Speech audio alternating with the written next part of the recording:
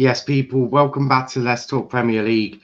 We are here for Transfer Talk as we normally do every day at 3 p.m. It is Transfer Talk.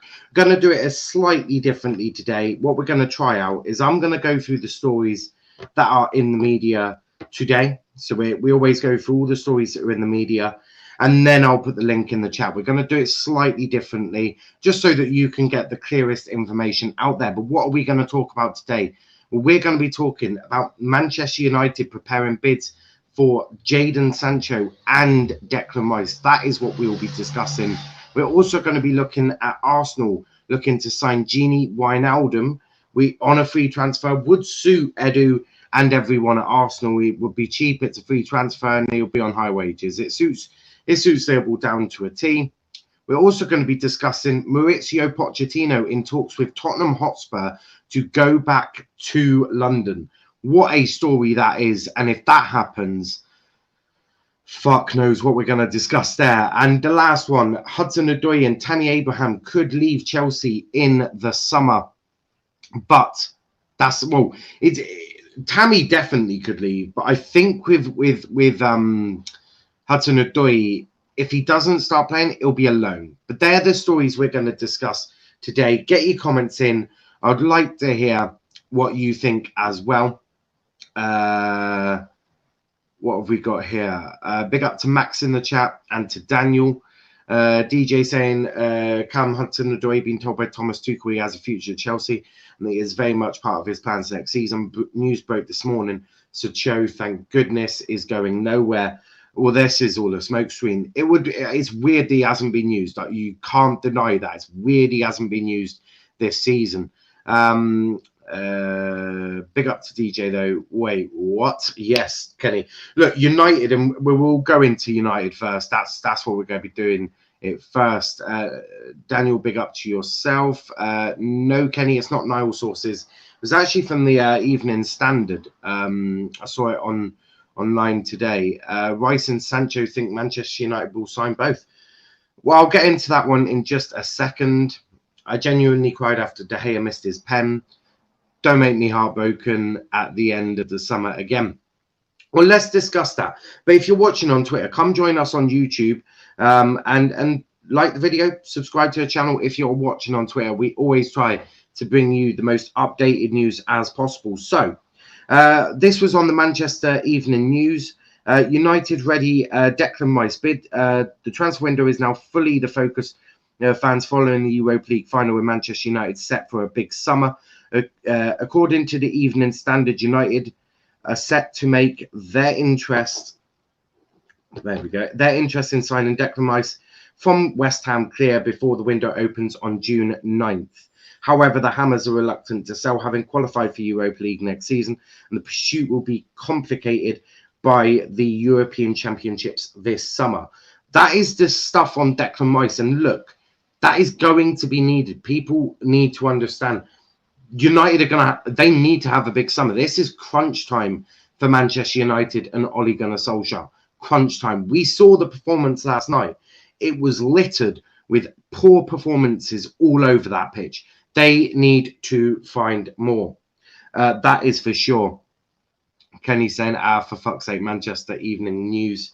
Well, this one's from the Evening Standard. The Evening News posted it, but it's from the Evening Standard. Then we've got, where's the Declan Rice? Here we go. Oh, no, that's not. Basically, Dortmund have set an asking price on Jadon Sancho now, which is £82 million.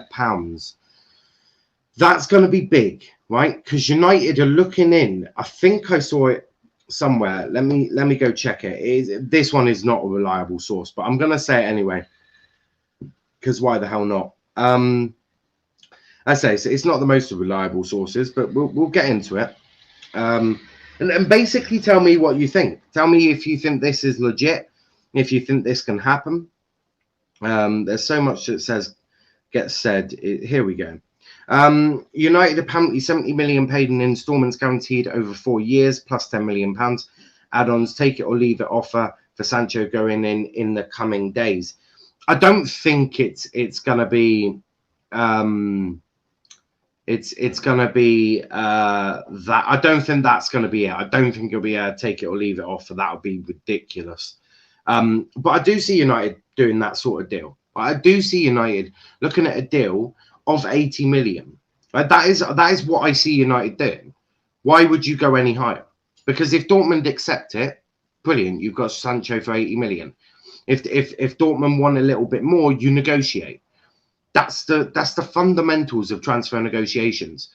It's all about negotiation. So I was having an argument in the group chat earlier around this. They were like, oh, other clubs will just pay out up front. There's only 3 clubs in England, well, in Europe, that can pay up front right now.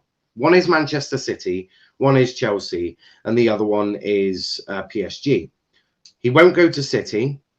Chelsea have got bigger things they need to worry about: striker, DM, centre back. PSG, I don't think need a Sancho nor want a Sancho. They've not been linked to him at all. And Sancho would like to come back to England. So that does leave United in a healthy position in terms of negotiation strategy. Can they negotiate their way through this? I think they can. Will they? That's a different option. If you watched my video yesterday regarding the data scouting show, you'll see the recommendation I put out there anyway for who to sign as centre back. Botman being my recommendation.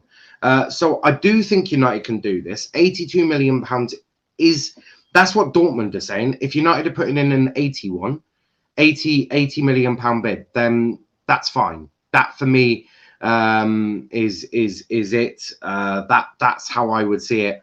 But United looking at strengthening this summer, and if they can get Rice and Sancho, that is amazing. That is big news at Old Trafford. And look, Ollie needs to back him. You saw that last night, not making a substitute for 100 minutes. We can discuss another time if these substitutions were right or wrong. That's a different story. That is a different story. But in terms of this, it is, for me, I can see that happening. They need a big summer. But let me get some comments quickly. Hope to get good transfer news, Niall. Yep, I think you do need that. If Rice and Sancho sign for Manchester United, they gain an extra 12 points. It's not as cut and dry as that, but it does massively improve their chances, and it does help Ollie. And look, next year is big for Ollie. If he gets backed and doesn't do it, then you need to have a serious conversation. Should that serious conversation be had now? No, you need to see what he does next year. If he gets backed, get Sancho, get Rice, get a Botman or someone of that ilk, then look, Ollie has to deliver you a trophy, whether that be FA Cup, League Cup, or even a Premier League title. I mean, Champions League would be a bit far, I think. United wanted Fernandes for ages. Eventually got him. I feel United will get Sancho eventually. I hear that. I do hear that. Big up to Kenny and Wolf for not hiding after a loss yesterday. Wolf saying, sell, buy Lindelof, Fred, McTominay, Pogba to get money for new players. I agree with everyone but McTominay. I think Pogba should go. Yeah, I do agree with that. Don't sell Pogba. Oh, well. Lukaku can leave for 60 million. Bit cheap. That is a bit cheap. I think I think it'd be 70, round about 70. 60 is a bit cheap for Lukaku.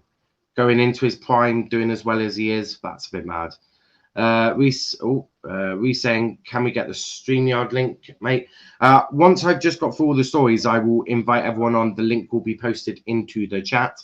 I agree with Wolf, sell them players apart from McTominay. Now, Kenny, we got to sell McTominay. He ain't no United quality player, and Pogba we have sell for more money. I think McTominay as a backup is good. I do think McTominay as a backup is good.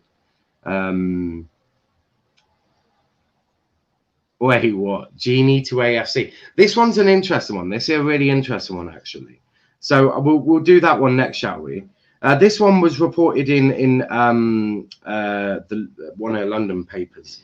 It says the Liverpool star is 30, and we know Edu favours cost-effective experience signing to William, David Luiz, Cedric, who turned 30 in August, all joining the club within the past 2 years. The other reason it may be Arsenal is because, let's face it, Wijnaldum is going to command sizable wages, and that right there eliminates most Premier League clubs from the reckoning. The other thing for me is that there's 2 unnamed Premier League clubs talking to Gini Wijnaldum. Could one of them be Arsenal? You would assume one of them could be. It's not beyond the realms of possibility. But yeah, that one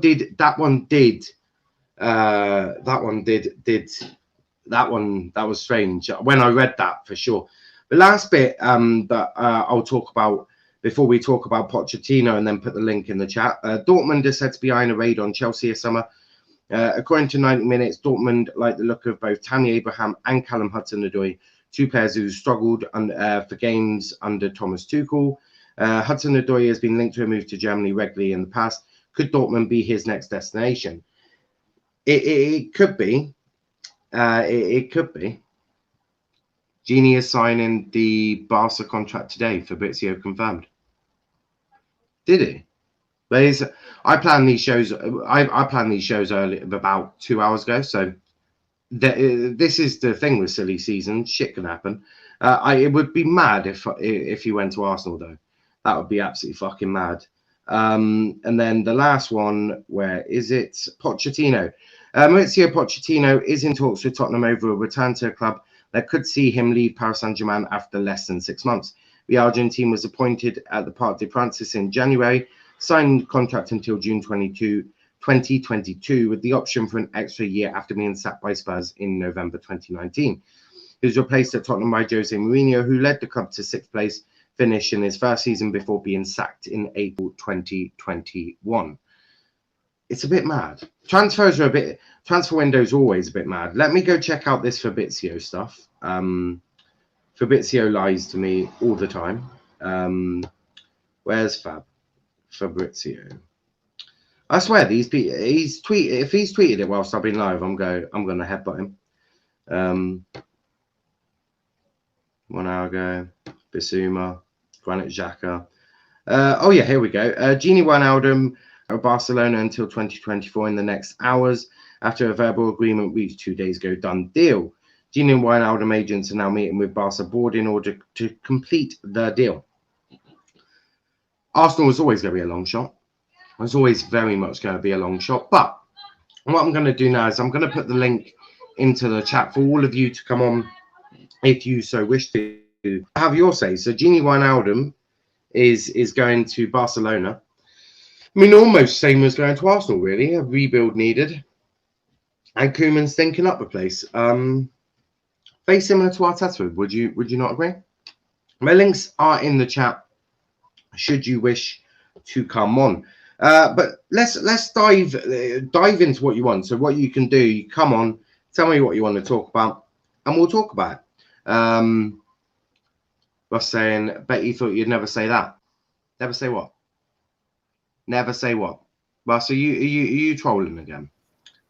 There's United fans out. I mean, see the real problem is really pairing them with Fred, which is bad. The news on the Poch leaving is the reason why Zinedine Zidane can in talks with PSG to be then managed.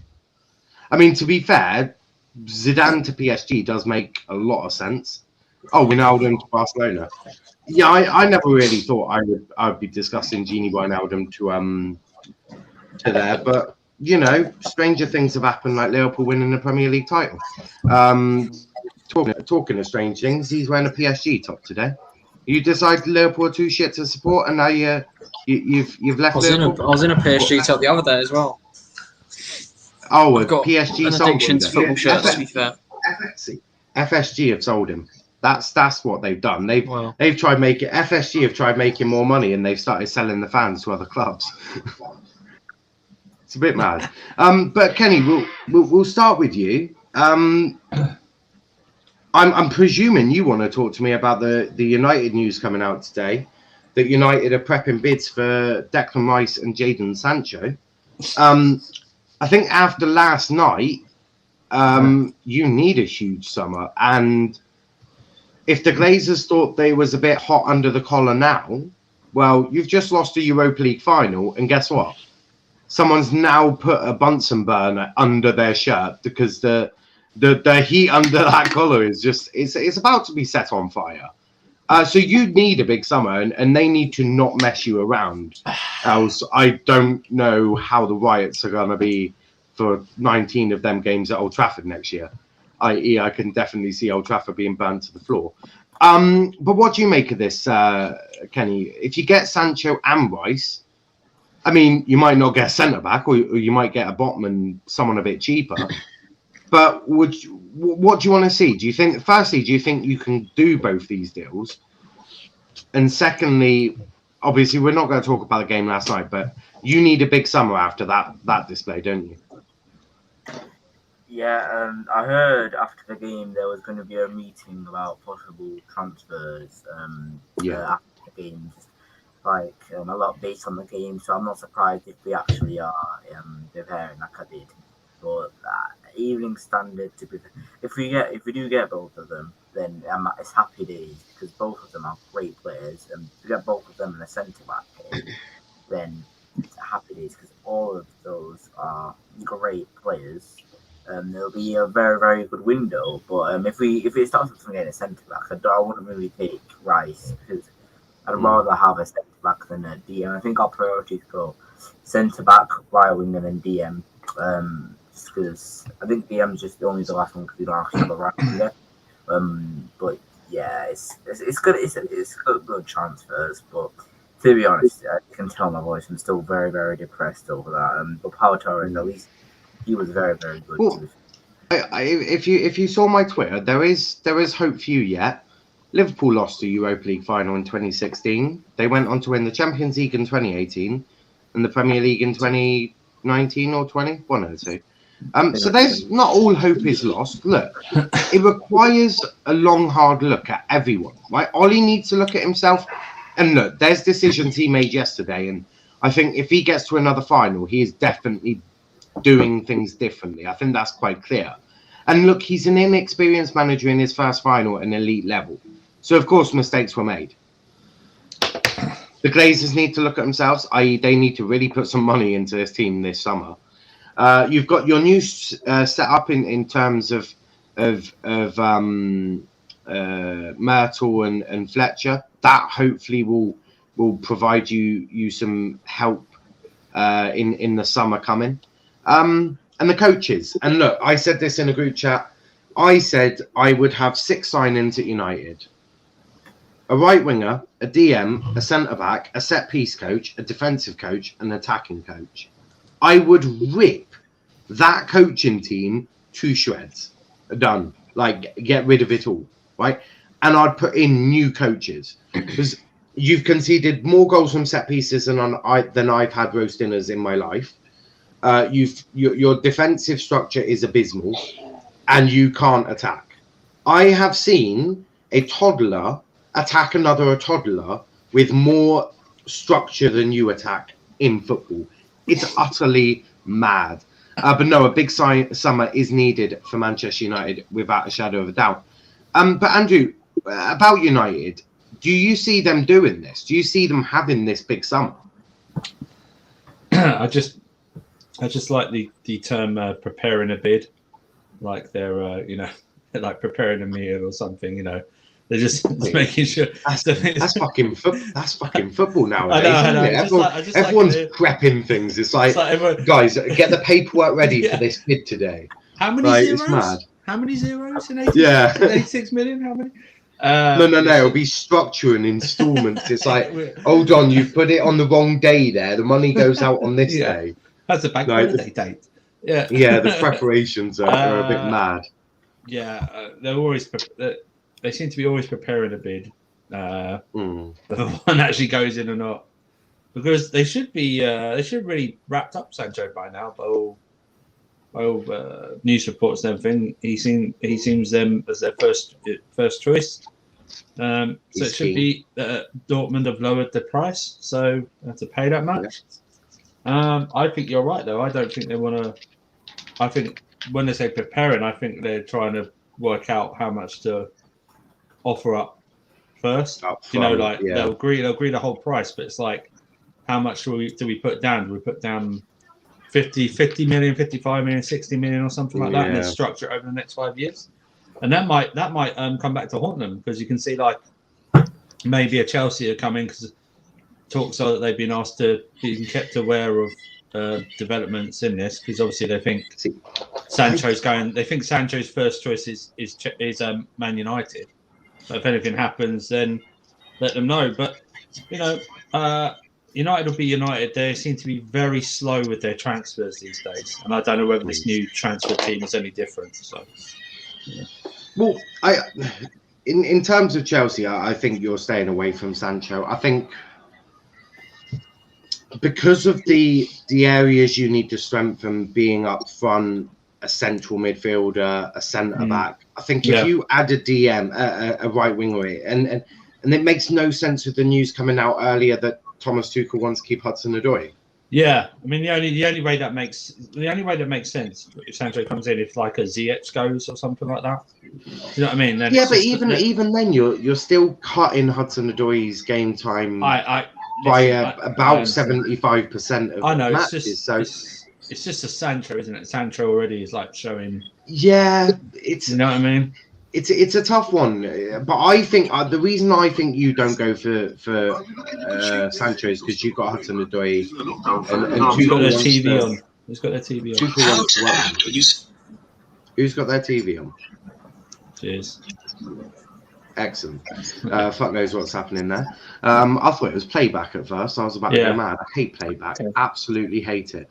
But Reese, you're a Liverpool fan. You've experienced Europa League loss. I mean, admittedly, it was under Jurgen Klopp. And I think Jurgen Klopp is just a little bit better than Ole Gunnar Solskjaer. But do you hold any hope for United? I mean, they've got to a final. If they do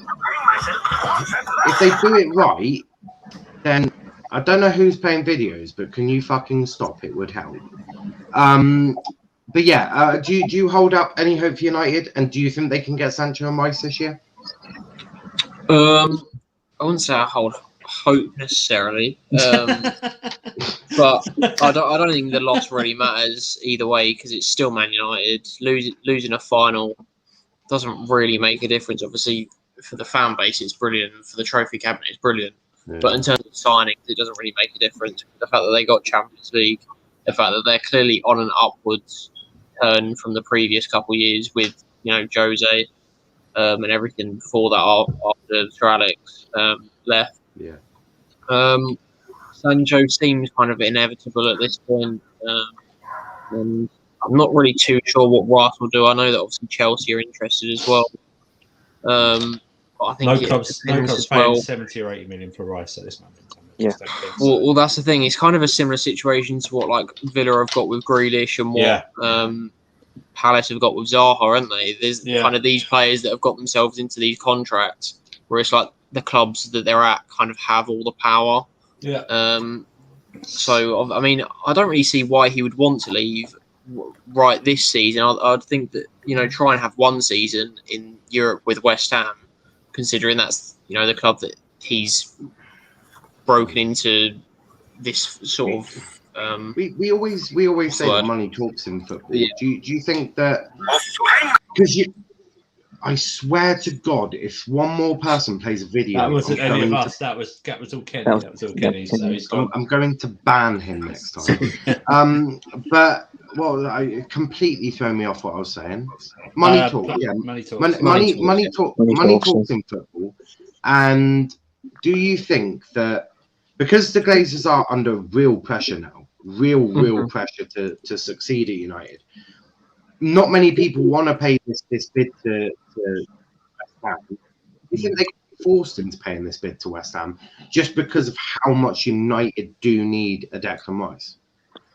I don't think they would pay what West Ham want. I think they would probably meet at a certain point. I think West Ham's minimum, if it got to it and Declan Rice asked to leave, they would probably say we want 50. Yeah. As a bare minimum if Rice asked to leave. But I mean, the likelihood is that it happens after the Euros. So if he has a good tournament personally, then that they can only drive that price up, and obviously it's going to make it even harder for United. But again, I don't really think much matters in terms of the Glazers, because United fans always obviously moan about the fact that they don't really spend money, but they do spend money. Their recruitment is awful. Yeah, they don't spend and it they wisely, don't spend it on the right players. They put their wage budget over. They spend like 400 grand on Alexis Sanchez.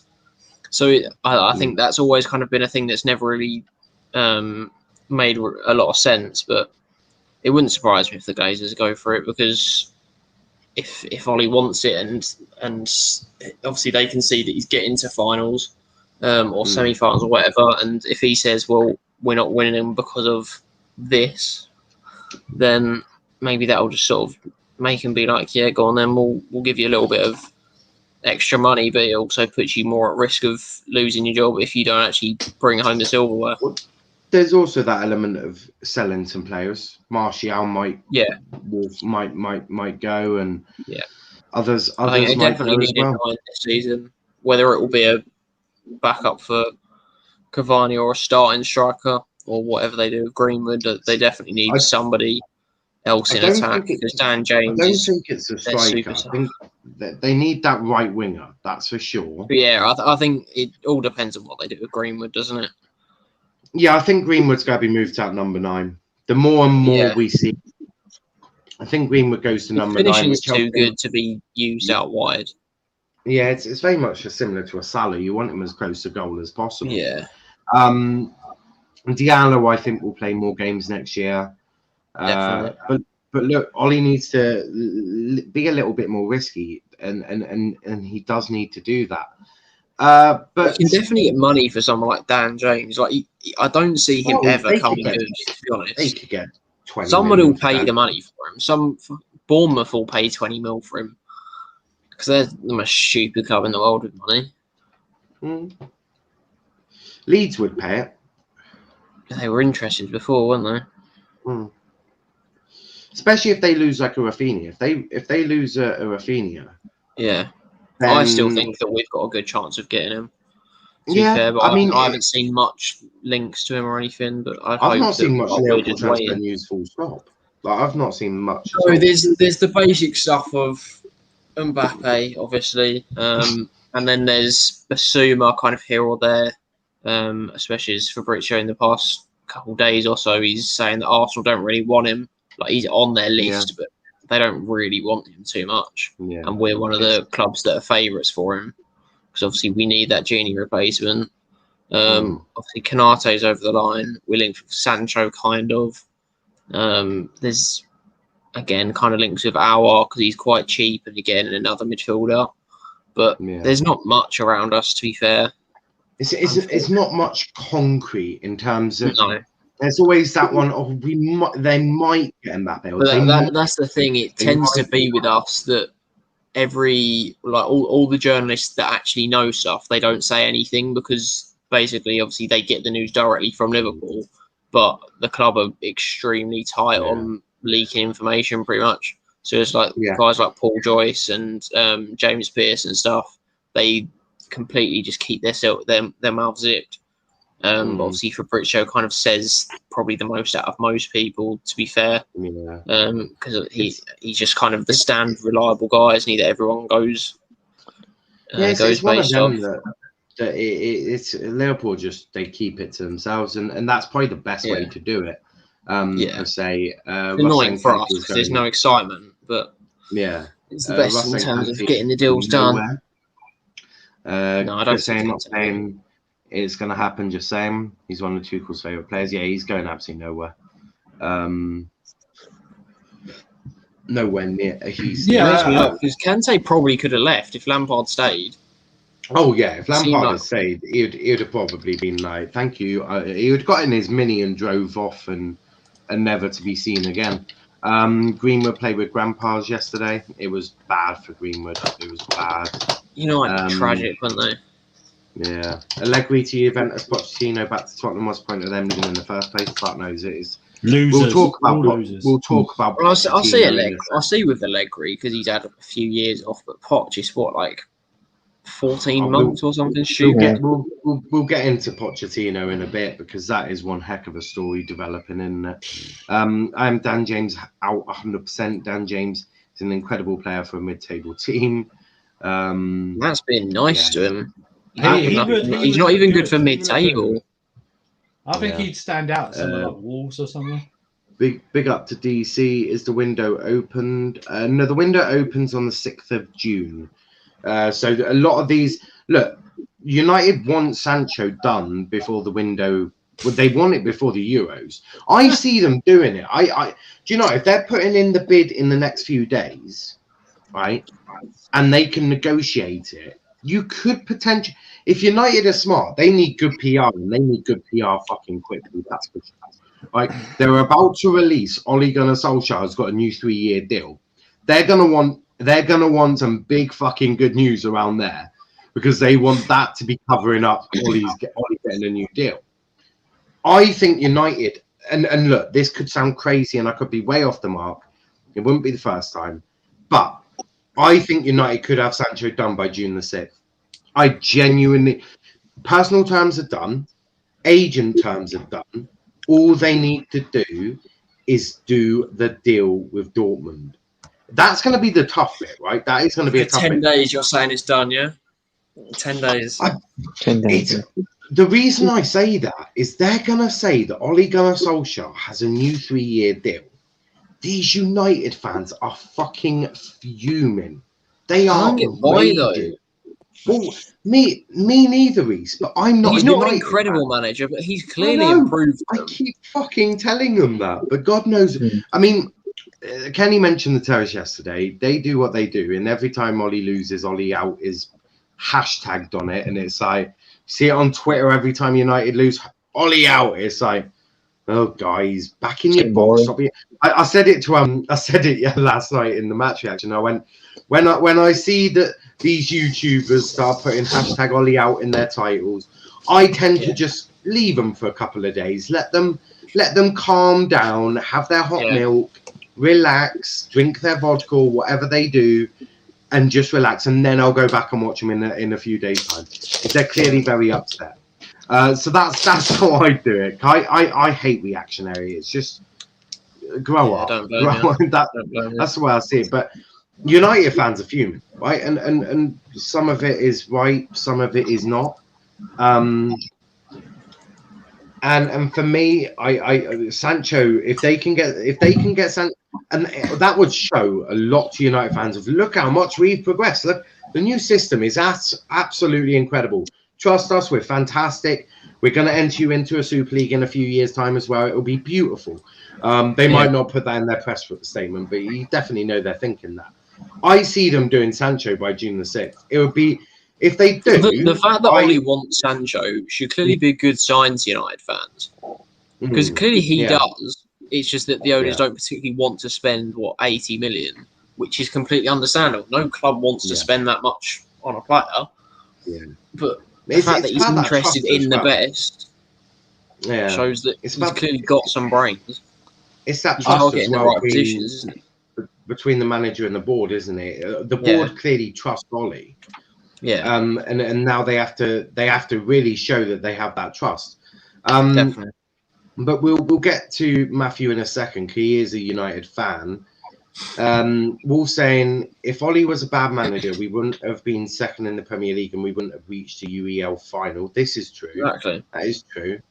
Was it on commentary they said that they've played the most games out of any English club, I think it was, or most games in Europe or something like that. They haven't got a massive squad, but the fact that players like Rashford have been completely burnt out, it says a lot. But the fact that they've still got to where they did. It screamed of the UEL semi-final last year against Sevilla. They just looked dead on their feet. I don't even think I watched that, to be fair. Oh, it was an individual error that cost them, but United just looked tired. Russ saying, okay, but is Ollie good enough for a club like United? Well, who would you replace him with, Russ? We don't know. That's the thing. He's only been in the job for 2 years. No manager comes in already Two and a half experienced. seasons. He's gaining experience on the job, so you'll never know I mean, until he's how long- left or how long until did it he's take Jurgen? 5-10 years into the job if How he's long good did enough. Jurgen to win a first 5 trophy at Liverpool? 5 seasons, I think. Pardon? How long did it take Jurgen to win a first trophy at Liverpool? He under came in at 4. the end of 2015, October under 4. 2015, and then so Well, May 3.5. 2019. 3.5 years. Yeah, Oh. So 3.5 years. Ollie's been in the job what? and the thing is, he was already a renowned, established, world-class Yeah. manager at that point. Ollie, this Well, is his lost 2 first finals as proper well. job. Obviously, he's been at Mulder Yeah. and Cardiff, but Yeah. you don't know if Ollie's good enough yet because he's still being tested. Yeah. Yeah, They also and lost exactly the that. cup final to City and the Champions League to Real Madrid as well. Yeah. Two finals. in a Exactly. row. So, and that's an experienced manager like Jurgen. Yeah. I think Ollie will. I think Ollie is good enough, and United are in clearly in a rebuild. And I've said this, and I've said this many times on this channel before. United need patience, something their fans don't have enough. 100%. It's just mad. I think to an extent, you've kind of got to give respect to the United board for keeping him on. It might be seen as a kind of patch job from their point of view because they don't have to bring somebody in for a lot of money because he's a yes man. But at the end of the day, he's taken them from Europa League, finishing in the league to second and Europa League final. Yeah. I wouldn't say all They're like improving. Arsenal. They're like Arsenal's owners. If they get top 4, top or they four, used to be, then they're fine. Yeah. And then if they get any silverware, it's just like a bonus. It's like how Americans. Yeah. It's really like all American owners really do. It's like the NFL. They're just like the money. Yeah. If they get a Super Bowl or something, they're like, oh, okay. Russ, It's like a Russ bonus is- sort of thing. Russ Like they is- did this But year. the thing is, I'd Russ much is- rather 1 minute. fucking take Russ is some. testing my patience here. Okay, but my whole point is Manchester United not a starting club for a manager. I get that. It's not his like. Yeah, Firstly, who are you it's gonna not get a at the moment? starter.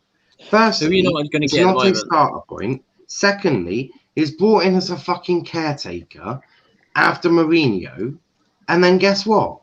He went on a huge unbeaten run, performed way above what everyone expected, and United punt on it, going, "We'll see what he does."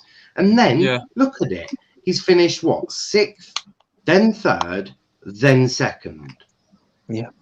He's gotten to what, like 4 finals, and now a Europa League 4 final. semis and 1 4 semis and 1 Yeah. final. Oh yeah, 4 semis. Sorry. Yeah. one final, and 2 years in top 4, which has never been achieved under since Fergie left. Like, ridiculous. I think people are forgetting as well that Man United, they might still be one of the biggest clubs in the world, but they're not a good team. Like they haven't been, they haven't won a Premier League since 2013.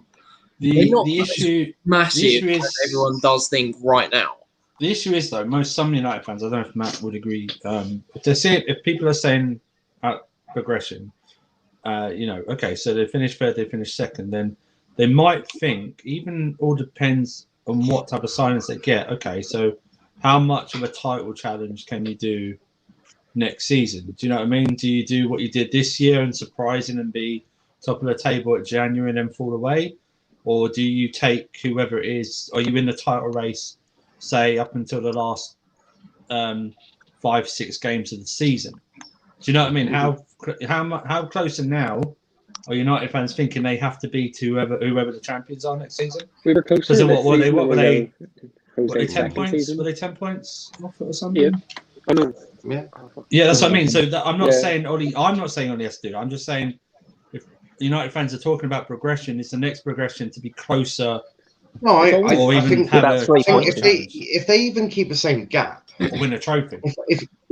if Ollie is backed Mm. correctly with a DM, with a right winger, with a DM, a good DM that is, then I think he can be 10 points off the title and win a trophy, win an FA Cup, win something, and I think that's for me progression. That would be the progression that I think most people would look at. Niall, what was great? Yeah. Mourinho in his 2 stints at Chelsea, and even sometimes I think for Pep, they focused everything on that League Cup, winning that League Cup, just to get the winning mentality into the guys. Because the first time we hadn't really won anything, that group had never won anything. So maybe that's why I think yesterday was so important. Maybe not because of the trophy, but just or what the name of the trophy is, but just winning it. Yeah. Do you know what I mean? And just getting it into these guys' system that this is what it feels like. It's also because most of them, that was why it was so big for us as well. Yeah. How that we lost 2 trophies in two finals in one season, and then lost another final a couple seasons later to then come back and win the Champions League, the Super Cup, the Club World Cup, then the Premier League. Yeah. We've got a squad of winning players now that, you know, obviously we've had this year, but once you get it, it's hard to lose that. It's the same with Real Madrid. They always win trophies, even with lesser players. It's never as bad as you think it is either, because if you asked any Chelsea fan in January, they would have never thought they'd be in the Champions League final this weekend. 100%. Yeah, anything can happen. It's built into the club, I think. But even if it's not the players necessarily, it is built into the core of the club, I feel like. Going back to the transfers, though, but Matt, Sancho Rice, do you see that as something that you want to see? We'll get Sancho, but I don't think we'll get Rice. I think we'll get a cheaper alternative option for CDM. Maybe Sanderberg from Sheffield United. Maybe.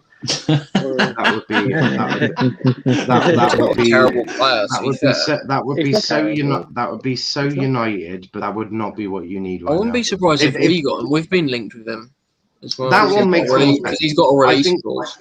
For me, United need a proven CDM. Declan Rice is even a risk, but he's less of a risk than Sanderberg.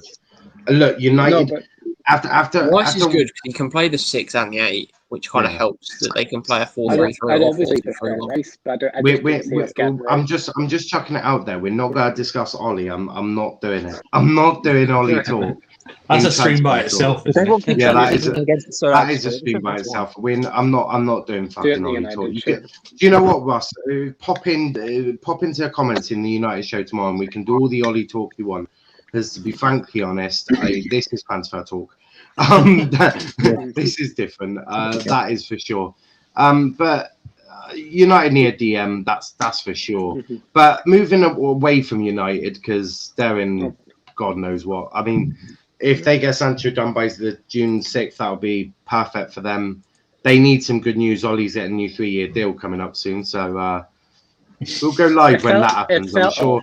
It felt awful yesterday, but it really doesn't feel as bad anymore because we didn't even want to be in this league. What will they do now? Will they go, and we bought Sancho? Oh, he's got a free. No, that's we got Sancho. No, Andrew, that is exactly what I'm thinking. That is exactly what. Well, what do you think will be done first? The 3-year deal, Sancho? No, I think what they do is it would be on the same day. I think. They'll do it like what Spurs did with Jose in the Super League. That was on the same day. I'm happy for him, David. I don't know why people are sad. He deserves it. 1 minute. We'll get to Chelsea talk in a minute. But to be frankly honest, Russ, there's so many comments. It's not that I'm ignoring you. It's the fact that I just simply didn't see it. You try doing this with like plenty of comments coming in. We'll see if you pick out my comments, shall we? But now you've asked that, I'll keep that in my head. Yeah. I didn't see that, Russ. Sorry, I do apologise. See, even Andrew didn't see it. Unbelievable. What was I even saying? Ollie. I think they do it on the same day. United look for a smokescreen. What they do is at 9 a.m. on June 6th. Ole Gunnar Solskjaer signs a new 3-year deal. United fans go mad. 10 a.m. Jadon Sancho signs for United. Way! Fucking, that is literally how they'll do it. No. Should I what they want to do? My conspiracy theory hats now is that when England get knocked out the Euros, they do it literally 30 seconds after they get knocked out. Everyone's focused on England crashing out of another tournament. And then it's like, then when the start of the season goes, someone went to, so Ollie, how are you settling into a new 3-year deal? And the United fans go, what? Yeah, no, I hear that. No, but I think it would be the Sancho bit though, because not all United fans are English, so you have the foreign fans going, true, yeah. You what? Disgraceful cunts and all of that. I think they get Sancho and then they do that. Sancho we're talking to Chelsea. 7th Yeah. of June. Talking of Chelsea, because I don't know if people got confused with this being a United show. Who wants to talk about that shitty little club? But Russ has got a question here for Andrew. He's waiting very patiently. Basically, rank the strikers we're linked with in the order he wants them. So I'll let you have Kane, Lukaku, Haaland. Rank them three. Okay, so ones I want, it'd be Kane, Lukaku, and Haaland. I'd rank them in that order. Who do I in now order? Well, Kane's obvious. Kane and Lukaku are obvious. I like them. They've done well in the Premier League. I think Haaland, as great as he is, I think he comes with an awful lot of not baggage, but like little tidbits here and there. You've got the agent. I'm not fond of the agent. His overall wages, and I just think after maybe 2 years, he's looking at Barcelona, Real Madrid to leave like that. Even if we sign him on a 5-year contract, I think Kane. I'll say more about Kane when we do the Poch news, but I think Lukaku is the obvious, realistic target for Chelsea. It makes sense, especially if Conte now going as well. They need the cash. He's relatively.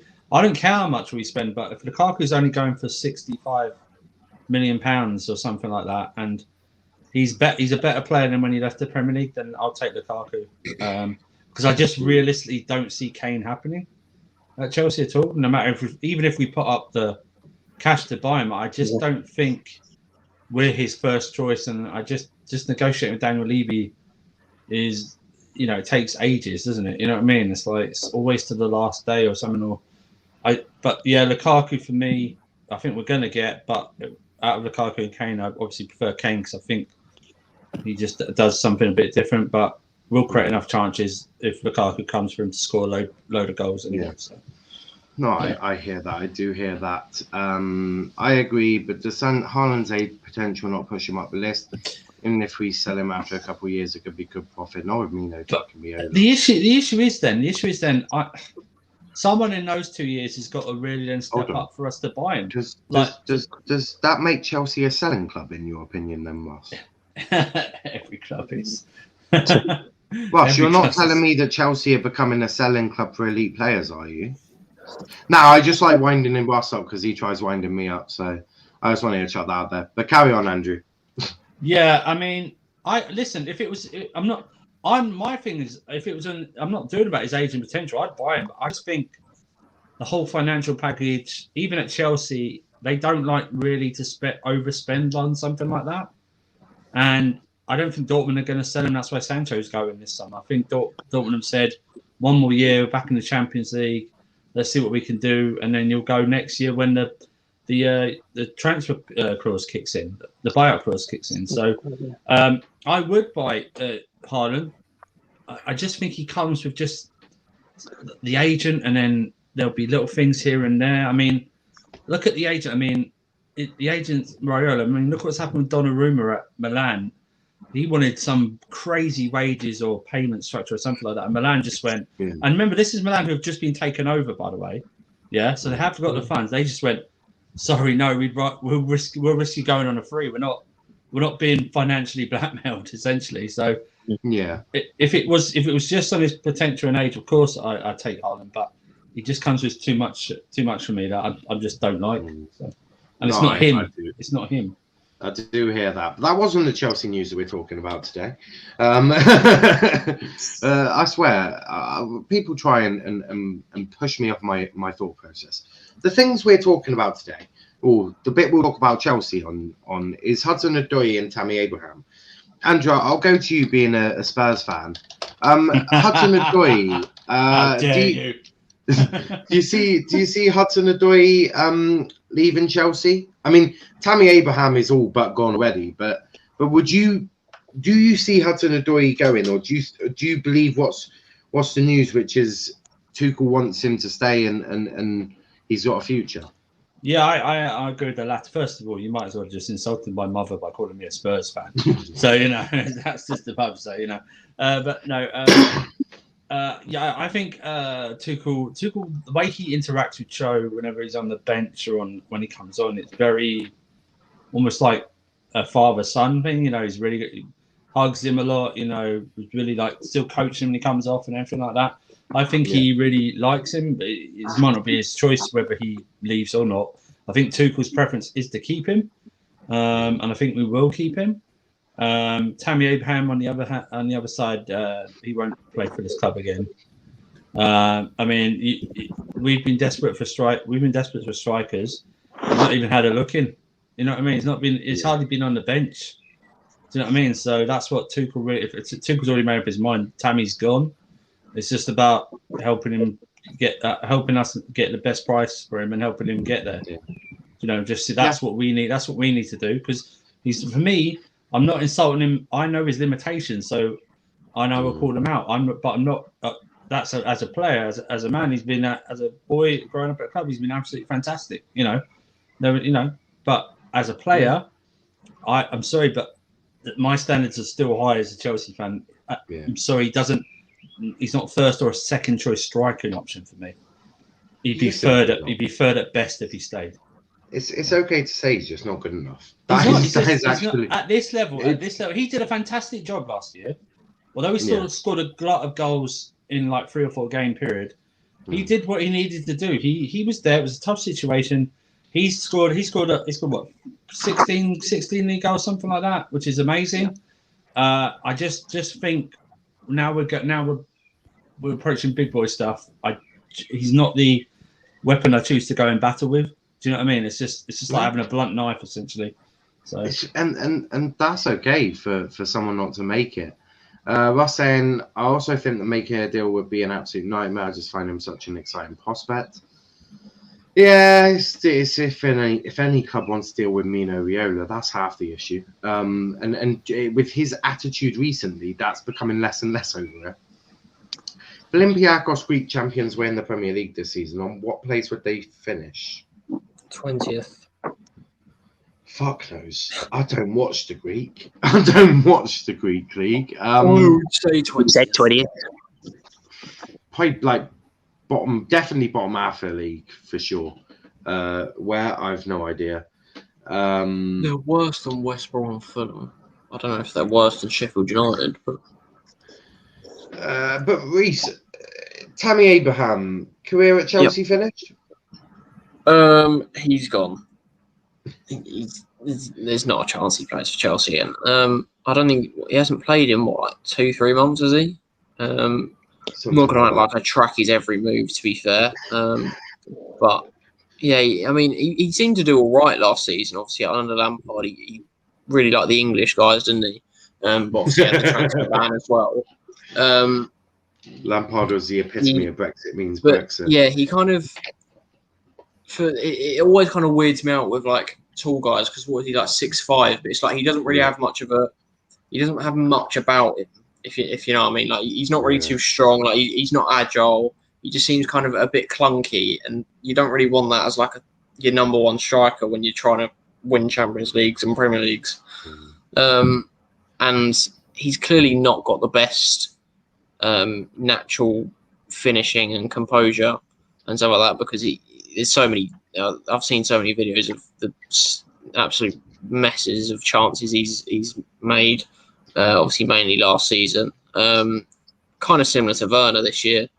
In the way that they've scored goals, but they've also missed just a lot of chances. So they're kind of in weird situations, the both of them. But yeah, I just don't really see Abraham being a Chelsea striker for much longer. To be fair, I see him going to maybe like a West Ham or maybe Spurs for a Kane replacement. But Tammy reminds he can definitely start for a team. That is who Tammy reminds me of, Andy Carroll. Yeah, but kind of. No, man, he reminds me of a less talented Peter Crouch. Yeah, that's what I was thinking more of. And Peter Crouch could head the ball. Tammy can't head the ball. Tammy can't head the ball. Like I was saying, Abraham doesn't really have much about him. He's just like kind of. He's just kind of there. Tammy, he's got a bit of pace. Yeah, but the thing about Tammy, he's not great on the ball. Like he's not going to smash a 40-yarder like Kane will. No, he won't He won't. The thing about Tammy, you have to get the ball directly to him. Yeah. Because he won't overextend himself. Like he's got his limitations. Like and I think that's why top defenders will easily be able to read him. He's good off the bench. No, I think he'd be great for Brighton. Yeah, I think he'd be great for Brighton. He could definitely start for a mid-table lower half team and score 10, 15, 20 goals if he starts every game. Might go to Wolves. Maybe, yeah. Newcastle. We still don't know what's going on with Raul Jimenez. So Newcastle, because he's got finishing ability, but obviously he kind of needs a lot of chances to get the goals. That's the problem when you're going up. Yeah. When you're in these big games, Brighton, they create a lot of chances. But when you're in these big games, or you're playing against a low block, which is a posh word for part of the bus team, you might only have that one chance, and that's what great strikers have. They can be missing for 89 minutes and score the winner on 90. So Tammy goes. Tammy's gone. Yeah. Just get. He'll go for a lot of money as well because he's young. He's English. An English team will pick him up for 30 mil. Yeah, English tax, isn't it? But briefly, we'll touch on Gini Wijnaldum, looking like he's about to sign a Barcelona contract. Arsenal in the mud yet again. Max, are you there? I know it's Max. It's not Akun Ilakali. No idea why you decided to use that as your name. He will be our new owner if it goes through, but. Yeah, I am. Oh, right, that's why he's there. I had no idea who that was. Luckily, I can see it was you because you're authenticated by YouTube. But Gini, he's not joining Arsenal. I suppose that's probably a good thing for Arsenal. You happy to see Gini going to Barcelona, which is in itself a very strange move as well. But I suppose with a Dutch manager, you're probably going to have a Dutch player coming in. Will work well with Frankie de Jong in central midfield. Yeah, it's not the nicest move. Obviously, from a Liverpool perspective, he's done a lot for us. Going to Barcelona, he would link up very well with de Jong and how he plays. I don't thank fuck Arsenal aren't getting him because I would have hoped Arsenal get relegated for that. But with him going to Barcelona, it's not going to be the worst move, but I think it's going to be the best move for him because the way Wijnaldum plays is a little bit different to how every other player plays. He's got his own unique style of play, in my opinion, because he gets into space where he needs to be, like every other player, obviously. But I feel like he plays differently. I don't know why, but I have this sense in my mind. But I don't think Barcelona is going to be the best move for him. But he waved our fans off happily. So if he's happy, I'm happy. As long as he don't go to another English club and then score against Liverpool. I'm all right with it.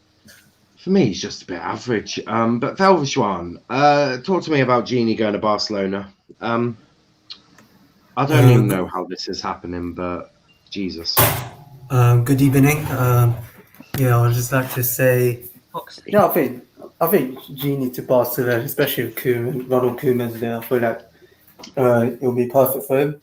Obviously, Koeman was the Dutch manager, so of course, if it's through Gini Wijnaldum for Netherlands, he was brilliant. He plays an attacking role for them, creative for them. I feel like him, Frankie de Jong in the midfield, I feel like it will work together because Frankie de Jong hasn't hit the ground running, and I don't blame him because he's full of in the midfield with bums, really. Because they said he was supposed to be like a replacement for Sergio Busquets. In a sense, Busquets has been playing with him, which should have been ideal for him. He should be playing on his own without Busquets. So I think with Gini Wijnaldum, him and de Jong could work well together. I'm not sure about if he won't play Champions League. I think it's Barcelona still in the ESL or something like that. Yeah. So I don't think they'll play Champions League. I feel like he'll get the best out of de Jong. That's it. But hopefully, if he doesn't score against us, actually, I would have loved it if he went Arsenal just to relegate them. Then he'll become an even more Liverpool legend. Just play for Arsenal, relegate them, then we'll buy you back and give you to Barca. I mean, he's definitely shit enough to get them relegated. No, that's he's for not sure. shit. He's not Oh, shit. shut up, Elvish one. He's not shit. Either No, he's shit or either he's shit or Jurgen's shit because he hasn't done anything. Wijnaldum is a player. Hold on, fuck off. You lot just like him because he scored against Barcelona in the Champions League. No. I liked him before. It's the same as Origi. Like he's virtually a legend because he's scored in Champions League semi-final. Got last season. Right, Velvish one. I'm going to mute you now. You spoke too much hype about Gini. But Reese, what about you? Gini Wijnaldum to Barcelona. What a strange move that is. I actually don't think it is. I think in terms of for the caliber of player he is, and obviously I'm not too sure if Koeman's even going to stay there because there's a lot of stuff about him leaving. So it'll be a bit weird if him and Depay both join, and then the whole reason they joined was for Koeman, and then he leaves or gets sacked rather. But I've got a sneaky feeling that he'll play more in the attacking 8 or a 10, like he did for the Dutch team, or like he does for the Dutch team, because that was obviously where Koeman got the best out of him. And obviously his availability will make him, I think, a favourite at Barcelona quite soon. Obviously Messi's getting on, so he can't play every single game, and obviously he primarily plays in the 10 now, because he's not exactly going to be bombing down the wing on the right wing. But yeah, I'm not too sure about the Super League stuff. Obviously, if he plays in the Champions League, he's going to improve them depth-wise. Because, obviously Busquets is getting on, but I don't think they really play the same role. But it will maybe give De Jong more of a chance to go into his more favoured position, which is the 6, as opposed to the position he's been playing alongside Busquets this season. From our point of view, I think it makes sense because we weren't willing to give him 200k a week, or I think that was what he wanted, like 200k a week in a 3-year deal, considering he's 30 now. 140. From Barca's point of view, their recruitment is all over the place, hence why they keep buying players with extortionate wages and 30 plus years of age. But more for them. I don't think it's a bad move. Obviously, he was linked with Bayern mostly, but that was kind of thought out to be BS in the end, I think. But either one of those would have been sound moves to him. He definitely gets into their kind of cluster of starting players. So yeah, I don't think it's a bad move, but yeah. Yeah, no, I hear that. Daniel, what do you make of Gini Wijnaldum going to Barcelona? It's a weird transfer, I think. Yeah. Not the type of player I think Barcelona would want. He's certainly old, isn't he? Yeah.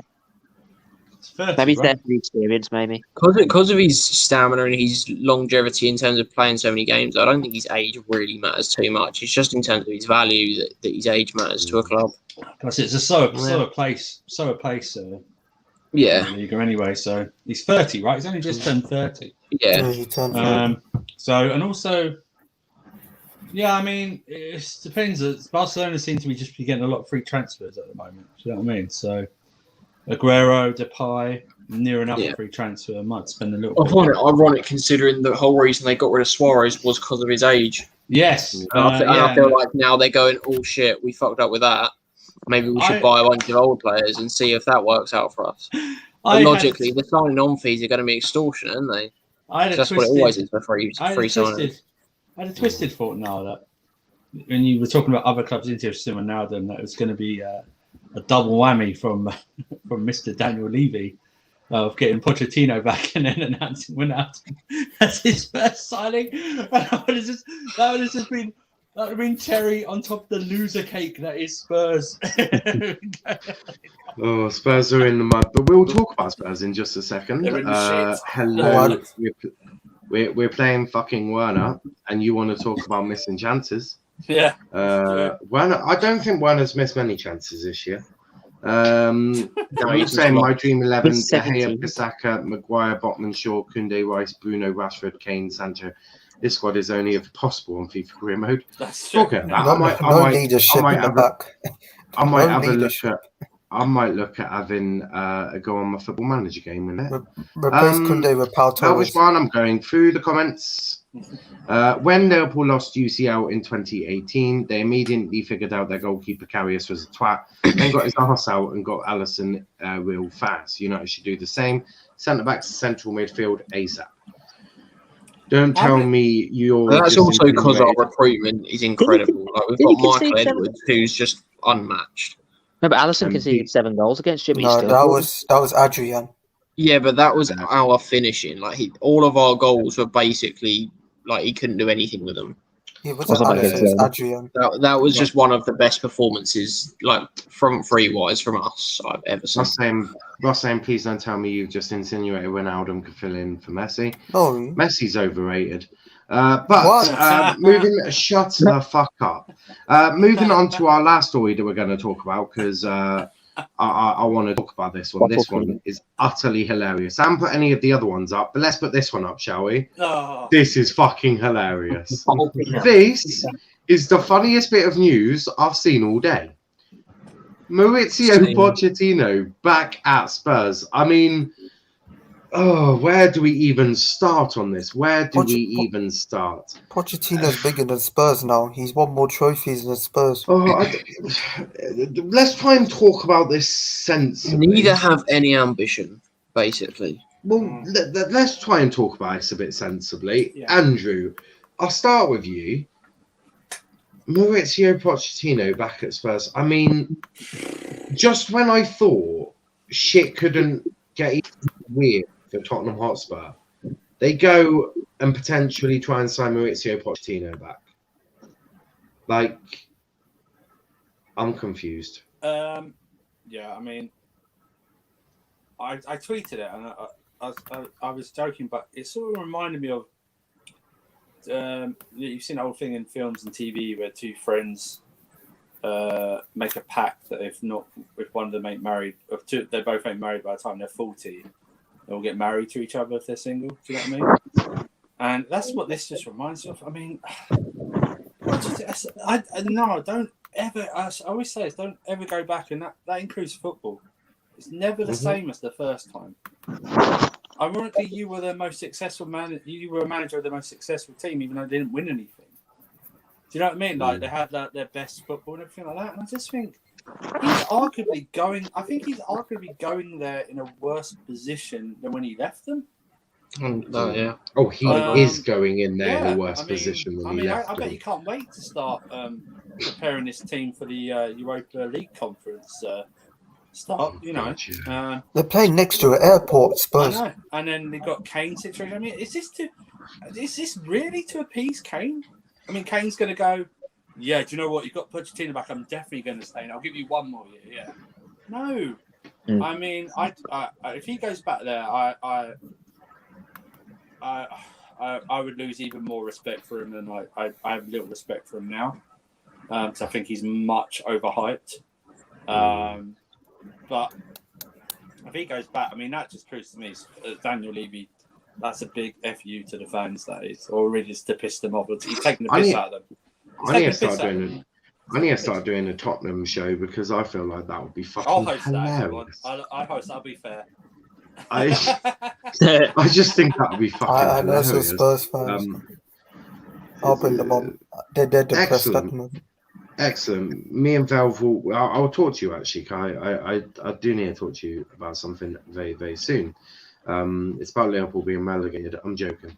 But Reece, Mauricio Pochettino, I mean, again, as I just said, just when I thought things couldn't just get a bit weird, Tottenham go and do this.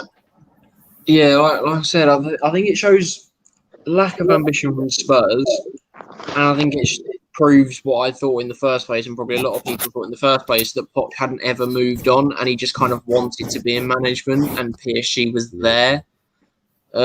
He clearly, I don't think, wanted to leave Spurs, but it was kind of, he wasn't doing anything well with them, was he? Which is, I think, fairly got sacked.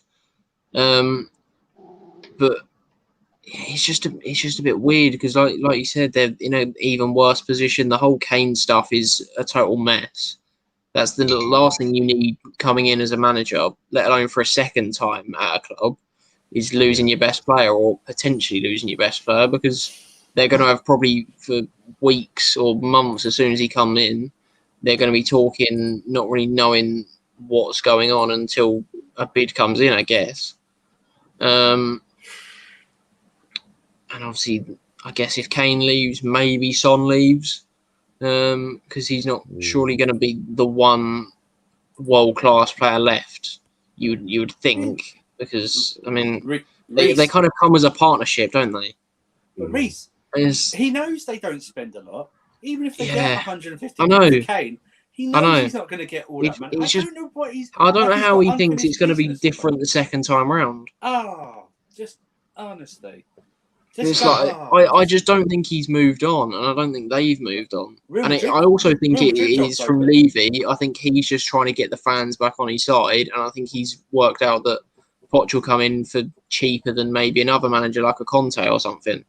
Honestly, pathetic.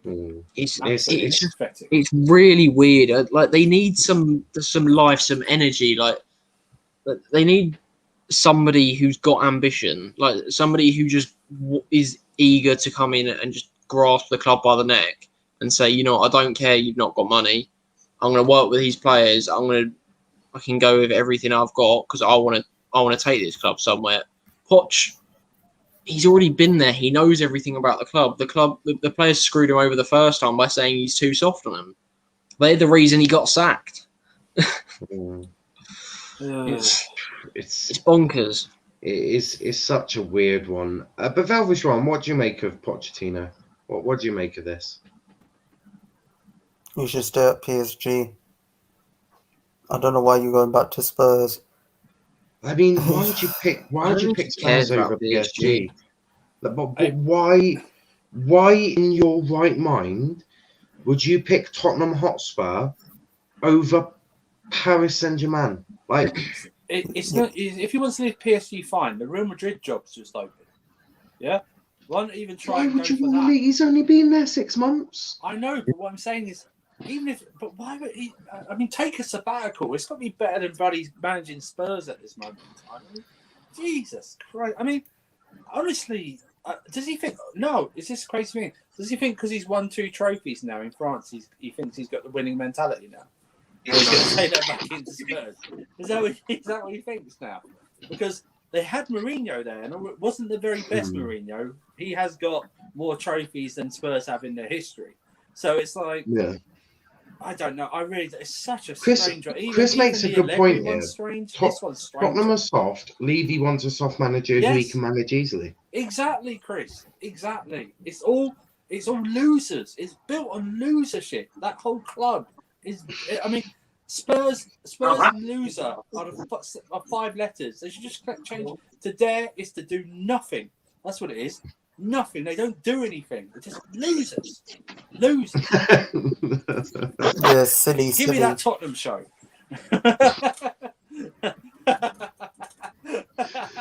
But Velvetron, what do you make of all this? It's an utter madness. As Chris says here, Pochettino hasn't brought his own players at PSG. Absolute madness.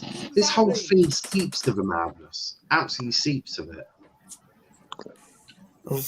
Like Andrew says, it's just a way to win the Spurs fans back. Like Levy, he's a dickhead. Like he's just gonna be like, I'll bring back Pochettino. Now everyone will be happy, and I can keep my money, stay in my job, and masturbate all over my cash. He does every day. Fucking hell, Velvet. Like, what the? Jesus Christ! I mean, I don't even know what to say about this. I'm in that much of an absolute astoundment. I frankly, I don't know, lads. I think it's more of a club decision than Poch. They know Zinedine Zidane is available now, and they want him in. They wanted Zidane in for ages, even before Poch was made appointed. Yeah, I mean, it could be that as well. I mean, this whole thing is absolutely unbelievable. If he ends back at Spurs, Oh wow, that is going to be bonkers to say the least. Allegri going to Juventus more understandable than Poch back to Tottenham. I even that is to a lesser degree is madness. It's. I mean, why go back? I mean, it's just why? Especially now, Spurs are even worse. I'm telling you, they're even worse than when he left. They are. It's a madness. But we're going to wrap it up there. Jesus, we've spoken quite a bit today. Some of it about United, some of it about Chelsea, some of it about Gini Wijnaldum, and ending it on one of the most bonkers stories of 2021 so far. An announcement of the new Spurs show, hosted by me. Oh, I'm gonna be the Spurs fans. So Andrew, rip me apart right now. Loser. And on that note, go check out our socials on Twitter at Let's Talk EPL, on Instagram Let's Talk EPL_, and on TikTok at Let's Talk Premier League. You can find me on Twitter at Niall_PAFC. But please leave a like on the video, subscribe to the channel if you are new. Max has run away straight away. Reese, where can they find you, mate? Over on Twitter at LFC_Reese, and also over on TikTok, Reese_JB. Perfect. Andrew, where can they find you, mate? On this channel. I think I'm back tonight, right now. Yes, 8 p.m. tonight, Champions League final preview. Velvishwan, are you in the Champions League final? No. My team. Mine and Andrew's team is. Actually, no. Actually, in the alternative reality, yes, we are. Oh, you're part of this Nexus channel, are you? I see. Yeah, when Nat Phillips against Real Madrid. Yes. But yeah, Andrew, where can they find you? This channel for Chelsea reactions, Chelsea Show Fridays, Bits and Bobs, 7 o'clock Tuesdays, Corner Cobham, Charles Strong TV for other shows. Go to my Twitter handle there. You'll see links to Nexus channel and Kate's No Filter Football other channel. Thank you. Perfect. Daniel, where can they find you? Find me on Twitter at CSC Daniel MTG. I'll always be on here for Chelsea stuff and the Euros as well, because I just love watching football. Yes. And make sure you subscribe. Next Friday, the first episode of the England show, which is going to be interesting. It's the one time where I can get Liverpool, Chelsea, and United fans all on talking about the same thing, apart from RJ, because his team aren't in the Euros. But Velvishwan, where can they find you? You can find me on Twitter and Instagram at VEL_skills. Perfect. But that's it for today. We'll be back at 6 p.m. with Ref's View. It's only going to be a short one today. Just looking at what rules need improving. It's going to be an open one, so I'll be putting the link in the chat, and you can come on and just basically ask me what rules you want changed, and I'll tell you how we should change it. That's pretty much that one. It's going to be a quick one tonight to end the season for Ref's View. We'll be back. Probably won't do a Euros one. That is going to be so much going around. I mean, Euros is. I'm not going to do a Euros one, but we'll be back with Ref's View next season. That'll be a good one. And yeah, the final of the last shows for the clubs. Chelsea, Liverpool, and United shows all tomorrow. The last ones of the season, and the last quiz of the season. Andrew has got to hope that. Actually, I don't think you can even get top 2 now. Although United managed to sneak out a lead of an extra 2 yesterday. So Liverpool now need United to drop 3. So I'm going to get progression. It's progression now. Next season we move up. No, you're just going to pay Niall so you could get extra points. That's what Chelsea do. Just spend the money to go on top. You know what? The other club should be. The other team should be grateful for us, because now we kicked off so well, and then they got there. Now was afforded them an extra point or something like that, and then and to be fair, RJ was by himself for a couple of weeks and still got like top marks. So no complaining over here.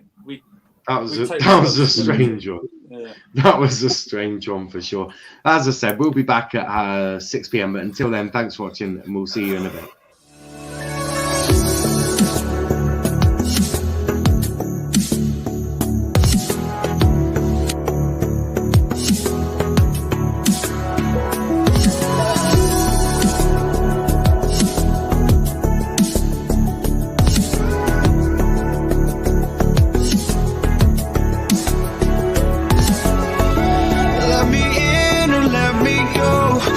honestly, try honestly.